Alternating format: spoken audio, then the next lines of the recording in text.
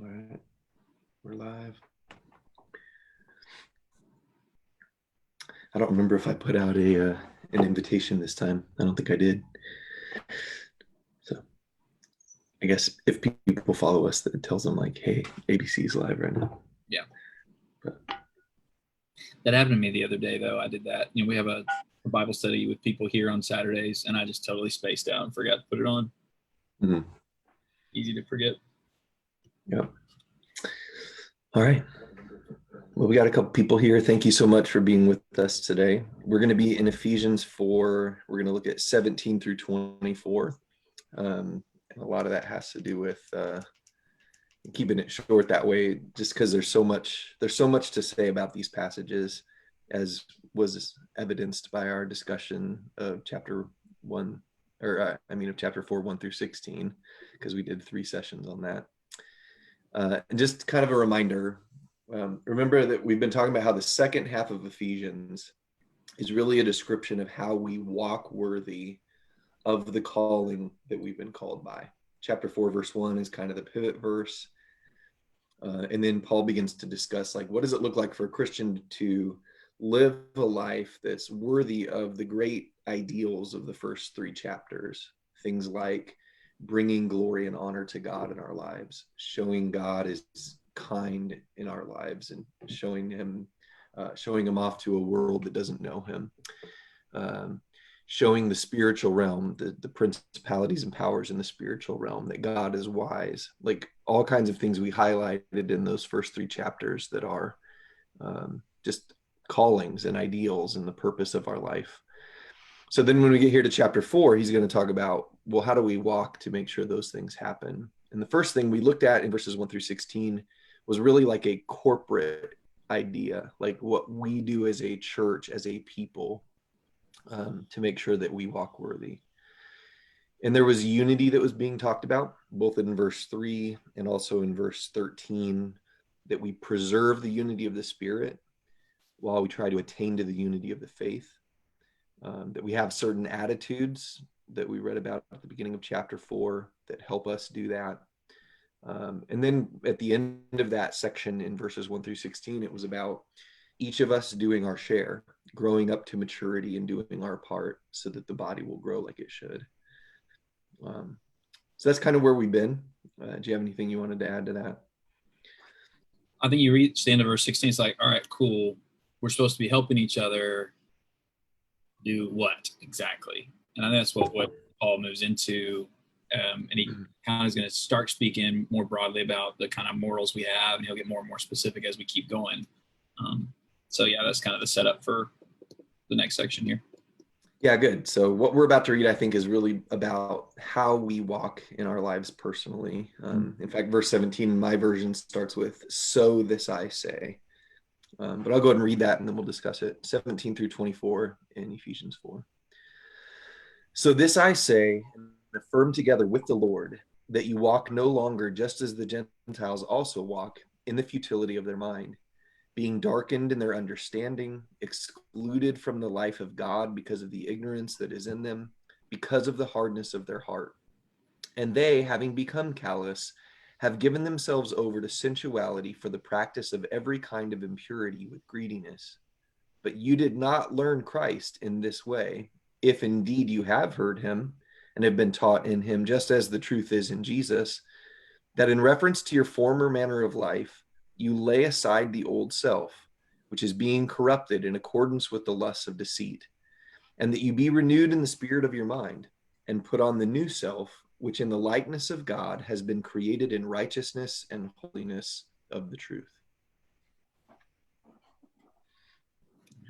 I mean, we've talked about this, like you mentioned, the construct of the calling and the walk. This is kind of the second description of the walk. At the very beginning of chapter 4, we're supposed to walk worthy. And here it's interesting because I think I may be forgetting one, but I think of the walk passages in Ephesians, this is the only one that's a negative. All the others are, here's how you need to walk in this. Here's the direction. This is one where he's saying, hey, look back there. You're not supposed to walk like that. Because, and we'll get into it more as we go through, but you're changed, you're different, you're not a part of that anymore. And there are very specific reasons given. But So a lot of the stuff that follows here is going to be about the contrast between the lifestyle we live versus the lifestyle of everybody else in the world, the nations, the Gentiles, everybody out there. We've got to be different, and we cannot walk like everybody else. And I mean, that's a really common theme throughout Scripture, the concept of holiness. Be holy as I'm holy. It's like that little mini parable Jesus told of the way that goes to destruction is broad, and there are many people on that path. But the way that leads to eternal life is narrow, and there are only few that find it. So this is a pretty strong call to be different from the rest of the world, from what we were before, and from what everybody else is around us, even now. Yeah. And I think that's the part that makes it hardest. I mean, there's two things. There's two pressures. Number one, that's what kind of everybody's doing. So it's easy to walk like everybody else. But like you said back in chapter 2, verse 1 or verse 2, you formally walked this way. Like it's really hard to learn a new way to walk, learn new ways of thinking. I mean, to really be a changed person, that's complex. And I mean, that's the power of God. And that's what we're going to learn here is that God really can change people's lives. The power that works within us is resurrection power to change the life that we used to live into a new life. Now, just by way of illustration, like you were saying, those of us that have raised children, we never had to teach them how not to walk. Like when you raise a kid, you just teach them how to walk. Like you don't really have to say like, don't do that. I mean, I guess you might give them some warnings about being careful, but basically they just learn to walk, and that's how it works. This is about people being born again. And after living your life a long time, learning a new way to do this is extraordinarily complicated, I think, which is why this is such a great passage and moving through the rest of the chapter. Yeah. And along with it being complicated, Paul elevates the importance of, I mean, one, and I know we're about to jump into it, but in verses like 18 and 19, he talks about just how bad it is. The way we used to walk and the way people around us in the world are walking, living their lives is really bad. But another thing, and I'm not really sure why it grabbed me this time, but just the language he uses in verse 17, mine says, now this I say and testify. I think you're reading New American Standard, is it now that I'm affirm? Yeah. I looked up that word, and there's only a few times that Paul uses that, but it's always in these really, he uses it when he's talking to the Ephesian elders, wherefore I testify unto you this day that I'm pure from the blood of all men. So it's almost just like, hey, I'm raising my right hand and I'm swearing that I didn't do anything wrong. Verse Galatians 5, yes, I testify again to every man that receives circumcision that he's a debtor to the whole law. So that's when Paul was trying to argue that they shouldn't do circumcision. My point is, when Paul uses this word, and the handful of times he does, he uses it to try to like grab us and like, hey, what I'm telling you is a super big deal. Right. I'm going on the witness stand with this. And So he brings the Lord into it. He yes, says, with the Lord, like we're both on the stand here. exactly. And that's where, I mean, we're not going to get to it for a while, but when he gets to chapter 5, he talks about Jesus died and that should inform the way that we walk and our morals. And I have to imagine that's at least part of it. When he says, I testify with the Lord, Jesus testified with his own life that the way we walked was ruinous and we had to change. And so anyway, I think that's, besides it being complicated, Paul really wants to understand how big of a deal this is. Well, let's talk about why he might have had to do that. Why would he have to say to Christians, look, this is super serious. I'm testifying, God's testifying that Christianity, if rightly taught, does not mean that you can continue to walk the way you did. Why would he have to say that? What I think is going on in this text is the same thing that was going on in First Peter. When First Peter, when at the end of the book he says, I'm testifying that this is the true grace of God. And he talked about behavior, he talked about attitudes, he talked about suffering. Or in other words, there were a lot of teachers out there, and there still are a lot of teachers that take the concept of grace and the gospel and say, you can continue in sin that grace may abound. You don't really have to change your life. God's just gonna, you got the anti-venom now, so fine, get bit by the snake, no big deal, and I think that's what's going on in this text because of what he says in verse 20 and 21. So down in verse 21, 20 and 21, he says, but you did not learn Christ in this way if you really were taught the right thing about Christ. Yeah. I think that's what he's getting at in verse 21. If you heard him and have been taught in him as the truth is in Jesus. A lot of people have heard about Jesus, but haven't heard the truth about repentance and new life and what that means. Because it's a lot easier to preach a gospel that says, hey, there's nothing different about you. There's nothing that you need to ever do. It's all of God. Everything's of God. There's no, like, man, that's preached everywhere. Yeah. And I know lots of people that believe it. So this goes back to, why would he have to testify this? And why would he say what he says in 20 and 21? It was even happening in the first century that grace was being mistaught. The gospel was being misused. Yeah. Yeah. And I'll just throw in one more on that as far as the danger of us not catching just how big of a deal this section and the following stuff is and other passages like it. I'm not sure whether I can point to any particular scripture that shows, well, actually, maybe there may be some. Maybe Romans would highlight this a little bit.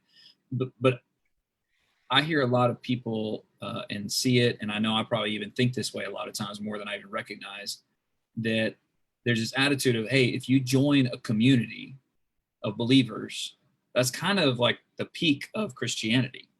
Be a part of a family, be a part of a church, join it, and you kind of get to, I think one person used the illustration, it's like you get in the little red wagon like a little kid and somebody will just pull you along and you get to go to heaven. Well, he talked about that in verses 1 through 16. Certainly joining ourselves with each other, we've already talked plenty about that. That's so crucial. That's the first thing he talks about in living a holy and godly life. But that's not the end of the story.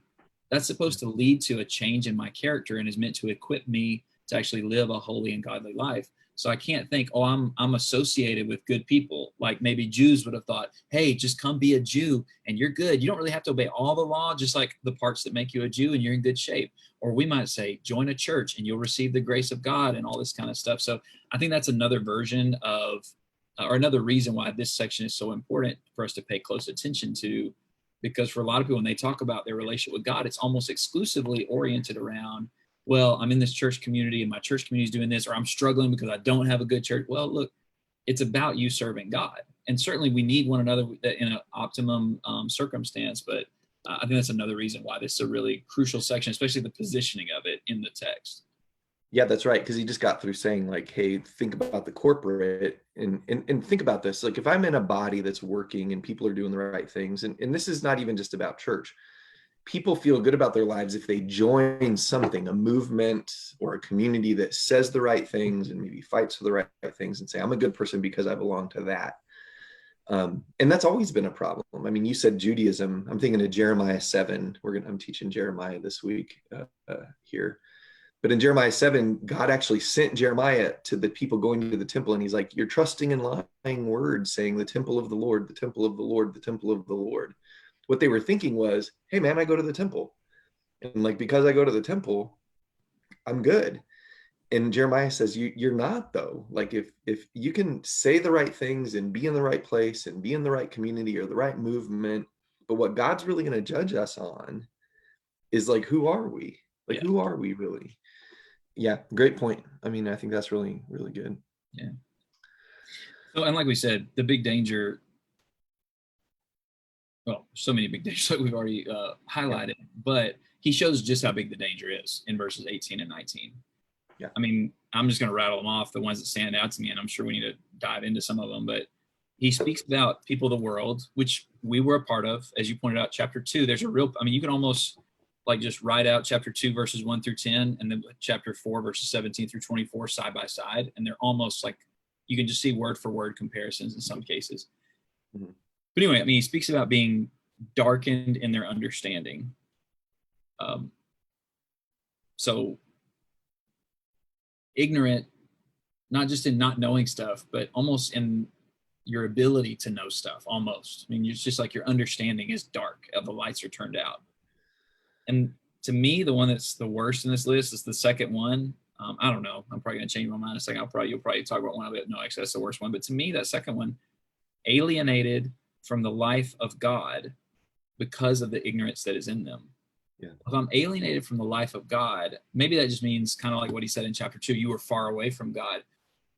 But all life comes from God. So if I'm alienated from the life of God, then I'm alienated from everything. I have no connection to any goodness, any life, any light, any joy, nothing. I'm cut off from all of it. That's dark. Yeah, good. So I don't mean to go backwards, but like the thing starts in verse 17 though. Yeah, that's a great point. I skipped over it. Yeah, that's right. You know what I mean? Like before he says in verse 18, people are darkened, we were darkened in their understanding, of the Gentiles are darkened in their understanding. He said, in the futility of their mind. So this is interesting. Like, what does he mean by that? Like, where do we put the stress in that sentence? In the futility of their mind? In the futility of their mind? You know, like, I think the idea is these people, or us before Christ, we did a lot of stuff in our own mind. We believed a lot of things. We thought that we knew how to find life or enlightenment or whatever. But the fact of the matter is, it was the futility. It was futile the way that I thought, because I wasn't bringing God into account. It reminds me a lot of Ecclesiastes when the preacher is like looking for meaning and light and purpose in life, all these ideas. I think this is the right idea. I think this is the right pursuit. It's not like these people are lazy or even aren't thinkers, but it's futile because it's their mind. And this is actually important. That's not even walking, that's thinking, but yes, thinking precedes walking. So what we're going to learn in a little bit is the change in our life has everything to do with what we set our mind on. It's a renewal of thinking that's not futile because we're seeking things above, not things below. But I do think that's key. You know, it's not like, again, and I could say it this way. What do most people that you know that don't have God in their life, what do they think about? What's on their minds? It's not all evil, ugly stuff. Right. You know, it's politics, it's sports, it's relationships, it's money, it's, you know, not in and of themselves bad things, but futile things because they're all temporary things. Politics is temporal. Relationships, human relationships are temporal. Marriage is temporal. Raising kids is temporal. Like all these things, you know, that people set their minds on that aren't in and of themselves bad, but they think life is found in those things. Yeah. It's futile. So, like you said, they're darkened in their understanding. And what does that mean if they're ignorant? They're excluded from the life of God. Do you think if you ask them, they would say, yeah, I've got life. I have a life. Well, sure. Maybe a really good one. Yeah, I think I've got a really good life. I mean, the danger of this text is they don't even know that they're in darkness because they can't feel it. They're past feeling. I was past feeling. I thought I was living life to the fullest. But the way this darkness happens is I become callous to the reality of this. So, man, I think this whole thing is like, it's brilliant how he kind of deconstructs like what the problems are in the way we think and the way we walk. But anyway, I wasn't trying to, let's get back to the list. No, I mean, well, that's where it starts. We got to hit that one. That was, yeah, it's so important. It's so good.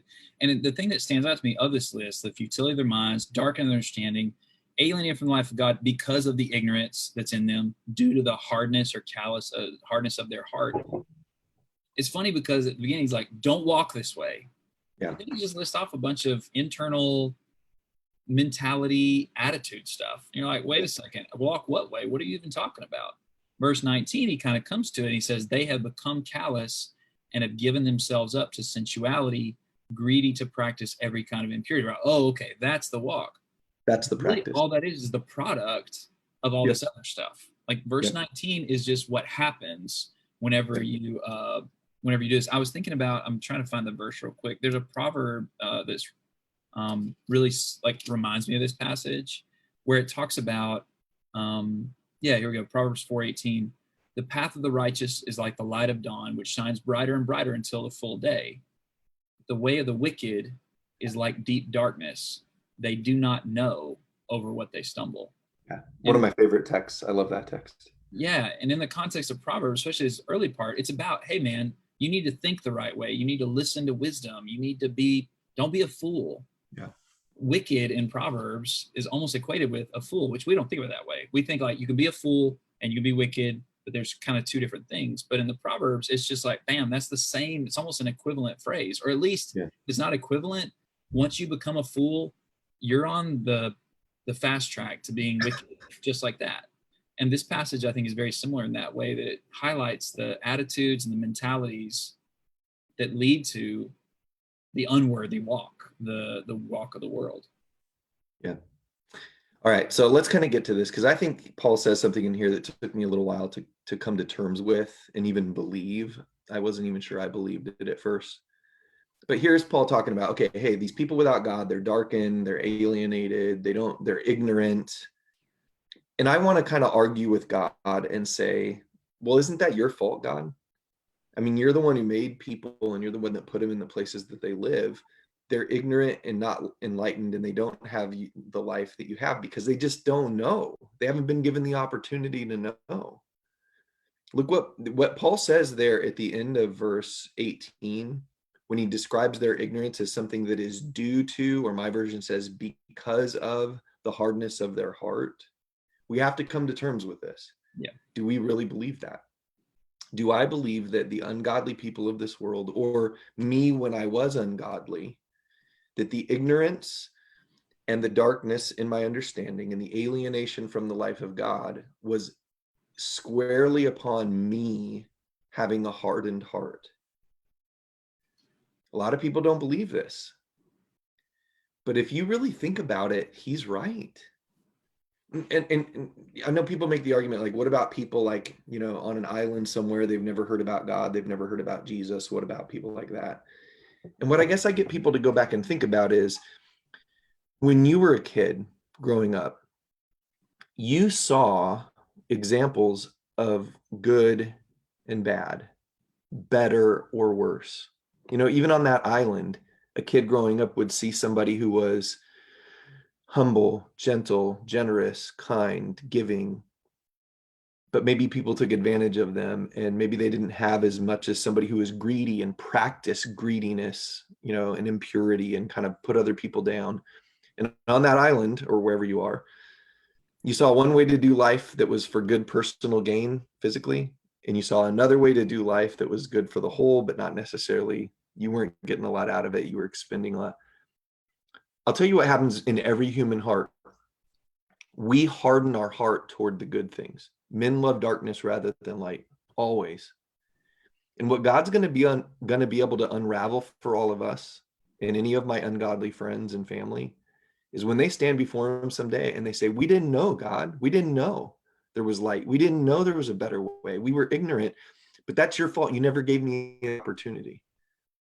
God will be able to track down for them the moments that their heart turned hard toward the right example, toward the voice in their head, toward that thing that was nagging them or goading them.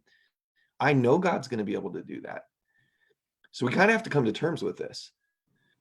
The ignorance and the exclusion from the life of God rests squarely on the hardening of this person's heart. It's not that God's not put wisdom into the world. Even in the passage you brought up in Proverbs, wisdom shouting everywhere in the streets. You can't say that it's not there. Anyway. And there's a lot of, I mean, just as a reference for people to check out if they are kind of having a hard time with the things you're saying, which I think you're exactly right. Romans 1 brings this out in a big way. He kind of like what he has compressed into almost like 2 verses here, he stretches out into like 20 or so verses in Romans 1. And it's kind of hard for us to embrace because it's really convicting because it hits you square between the eyes. It's the other phrase in here, and there's probably a lot, but the phrase in verse 19, they have become callous and have given themselves up to sensuality. When I was a kid, we had to do, me and my sister, my mom was like, y'all need to learn how to play some kind of instrument. So I thought girls played piano. And so I was like, I'll play guitar. And so my sister started playing piano. And so like early on, of course, it was like super painful to play in with the strings. Then eventually you get calluses on your finger and you don't even feel it. Like it's this metal, this string of metal, you can slide your fingers and all this stuff. The tragedy of, to me, this verse is we, anyone outside of Christ, you become callous in the pursuit of feeling stuff, sensuality. Sensuality is all about, I want to feel something.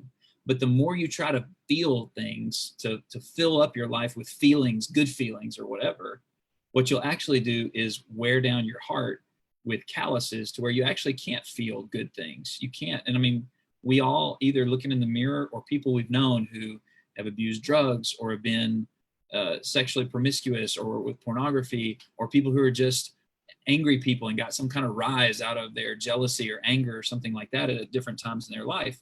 The more they did it, it was never enough. And back to that Romans 1 passage, that's actually Romans 1 shows this like degradation of when you give up on God and you give up on the knowledge of God, you just have to keep going deeper and deeper to try to get a high, to try to get some kind of thrill. It's just tragic. And what all you do is you're hardening your heart and wearing those calluses to where you can't even feel stuff, which is actually what you're trying to do all the time. Yeah, there's a little bit of, this is sort of one of those chicken or egg things. Which came first, the callousness or the sensuality? Because here he says they became callous and then gave themselves over to sensuality. But I think that's the idea. And again, I think we can go back to all of us being young. All of us can probably remember the first time we did something really bad. Like we said words that we knew we weren't supposed to say. We looked at something we weren't supposed to look at. We engaged in an activity that we knew was wrong. And back when we were young, we laid awake at night. Like we started crying when we got quiet and we were like, what did I do? What did I do? And then we like confessed to our parents, like, Mom, I really messed up. I did this thing, because our heart was tender, right? I mean, we had soft, tender hearts. And the way that our lives work is we don't like that feeling. So find an excuse, find somebody to blame, or just do it again. And if you do it again, it won't hurt quite like it used to. And before long, we are callous. We don't feel the shame of the thing that we did. Well, now what? If I can't feel shame for being the person I'm supposed to be or not being the person I'm supposed to be, I need to feel something. And we're living in a world like this. Anything extreme, any extreme sport, any crazy thing that we want to do, our whole society's trying to feel something. We need to feel something. Well, where's that come from? I mean, holy people can be fairly calm and peaceful in their life. They don't have to go out and look for in their greed some sort of sensual experience. And I know what people say is, you guys are all boring. No, not really. Like, we're living like a really full life. It's just I'm not sensual. I don't have to like bombard my senses with feelings because my sensitivities are in my spirit. And I don't have to do this with my body. Anyway. Yeah. And that's where verses 20 and 21, which you already highlighted, but I think it's worth coming back to it here. All the problems of the walk of the world in verses 17, 18, and 19, he says, listen, like you learned a different way. Christ is not empty or futile. We see how meaningful and full and rich he was. Look at the things he did when he was on earth and the fact that he rose from the dead and now he's ascended on high and all the fullness of God is with him. He is not futile. He's not empty. He's full and he gives fullness. And he came to enlighten. And that's what John said. He came to be this light in the world that we could see God through him and we wouldn't have that ignorance in us anymore. No more darkness. There'd be this enlightenment. And with all those calluses, the love of Christ, the mercy of Christ, the goodness of Christ, that's the thing that breaks down the calluses. That's the thing that breaks our hearts in a good way to open us up to God once again.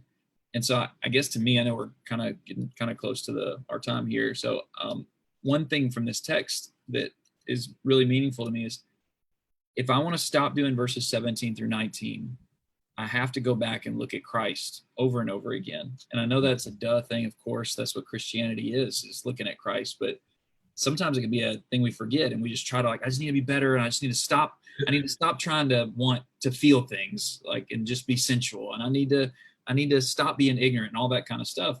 Well, you're not just going to generate that out of nowhere.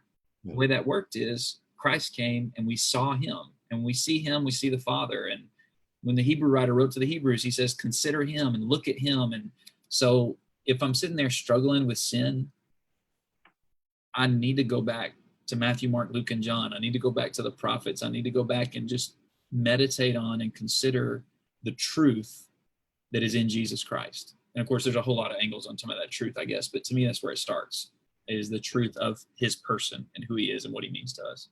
Good. And maybe this is a tease for Wednesday or whatever, but what you're saying there about Christ has to become the focus, I think that's what verse 23 means when we're renewed in the spirit of our mind. It's like there's a new thing we set our mind on. But 21 through 23, or excuse me, 22 through 24 here is kind of like the template to Christian life. Mm-hmm. Verse 22 is you got to get things out of your life. You got to put things away, put them off, put them off, put them off. A lot of people, that's all Christianity is to them. Be like, are you Christian? Yeah. Why? Because I don't this, I don't this, I don't this. But verse 24 is going to tell us there are things we got to put on the new man. You can't just be a Christian because you don't get drunk and sleep around. You've got to love actively and do good and put that on. Yeah. But what's the trick? The hardest thing in the world is for people to get rid of behaviors and put on new ones. The key is verse 23. Yeah.